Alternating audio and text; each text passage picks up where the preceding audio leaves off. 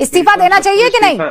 सबको दे देना चाहिए। मैं तो कहता हूँ हेमंत सोरेन को दे देना चाहिए, मोदी जी को दे देना चाहिए, राष्ट्रपति को दे देना चाहिए, किसी से भी कुछ भी मांग लो। क्योंकि आप भी अपनी बेवकूफी से थोड़ा इस्तीफा दे दीजिए ना। हद कर रहे हैं आप। यहाँ मोदी कहाँ से आ गए? धर्मेंद्र प्रधान ने इस्तीफा दिया कि नहीं दिया? निखिल भाई रूबिका जी, गजब कर रहे हैं आप। घंटा इंटरव्यू चला लिया बीजेपी के नेता का, फिर उसके बाद बीजेपी के विचारक और बीजेपी के नेताओं को आपने 15 मिनट बोलने को दे दिया। मैं ये कह रही हूँ झारखंड की बात हो रही है, तो यहाँ मोदी का इस्तीफा आपको क्यों चाहिए? बोलिए ना हेमंत सोरेन के इस्तीफे के बारे में। रूबिका लियाकत जी बोलने तो दीजिए, आप क्यों इतना गुस्सा कर रही हैं? बिकॉज यू गाइस आराम से। इतना पाखंड मैंने अपने जीवन में नहीं देखा है प्रभु, जितने पाखंडी आप लोग कर रही हैं। रुकिए रूबिका, इतना पाखंड कहाँ से लेकर आते हैं आप लोग? छात्रों का आक्रोश झारखंड के छात्र नहीं है क्या? आप ये खून आपका तब उबाले मार रहा था यहाँ दिल्ली में, वहां क्यों नहीं मार रहा है? आप बोलने तो दीजिए। हाँ बोलिए। बोलने देंगी? हाँ ठीक है बोलिए। झारखंड के स्टूडेंट्स, एस्पिरेंट्स, जॉब एस्पिरेंट्स जो प्रोटेस्ट कर रहे हैं, उनकी मांगों के साथ कांग्रेस पार्टी, राहुल गांधी, विपक्ष के कई लोग, एनएसयूआई सब खड़े हैं। उनका अधिकार है, उनको जिसका इस्तीफा मांगना है वो मांग सकते हैं। लेकिन एक छोटी सी बात मैं आपके दर्शकों को बता दूं, Jharkhand public service commission JPSC जो भर्तियां करती है, जिसका पेपर लीक हुआ, जिन पेपर लीक के चलते ये छात्र प्रदर्शन के लिए बैठे हैं, वो एक संवैधानिक संस्थान है जो education ministry of Jharkhand government के अंडर नहीं आती।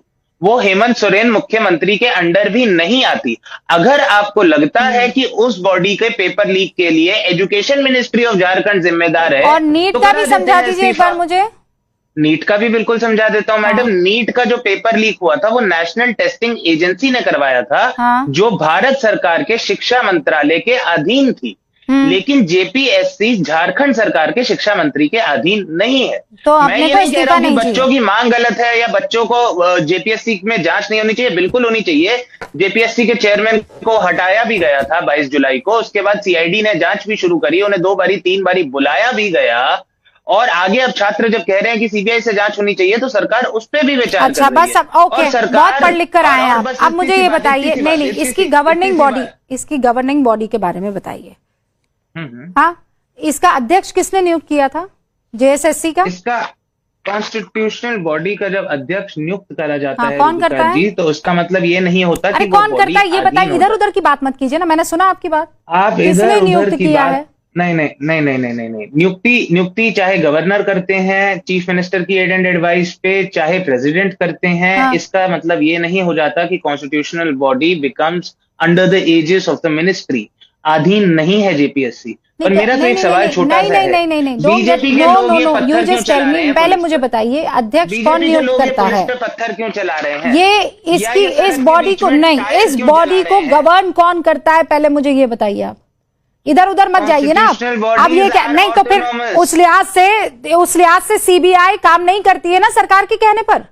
नहीं, सीबीआई करती है। सीबीआई करती है, पर झारखंड में एग्जाम करवाने वाली do not have got anything to do with the government. ईडी, एक सेकेंड, आप कानून पढ़ेंगी तो अच्छा लगेगा। मेरे पीछे इतने सारे पोथे, आप बताइए, मैं पढ़ के थोड़े से बता देता हूं। अरे भाई मुझे मत पढ़ के बताइए, आपकी ये चालाकी अपने पास आप रखिए। मैं सिर्फ आपसे ये कह रही हूँ, होम मिनिस्ट्री के झारखंड की उस गवर्निंग बॉडी को डायरेक्टली उसके अध्यक्ष को नियुक्त करते हैं झारखंड के मुख्यमंत्री। और आप ये कह रहे हैं नो, ये तो बिल्कुल एक इंडिपेंडेंट बॉडी है, तो शिक्षा मंत्री का तो कोई हक ही नहीं बनता इस्तीफा देने का। वाह गुरु, वेरी नाइस, अमेजिंग। सिद्धार्थ, इस लिहाज से किसी की हिम्मत नहीं होनी चाहिए कि आप लोग झारखंड में मुख्यमंत्री का इस्तीफा मांगे। होनी नहीं चाहिए आप लोगों की हिम्मत। मैं तो कह रहा हूं छात्रों को इस्तीफा मांगना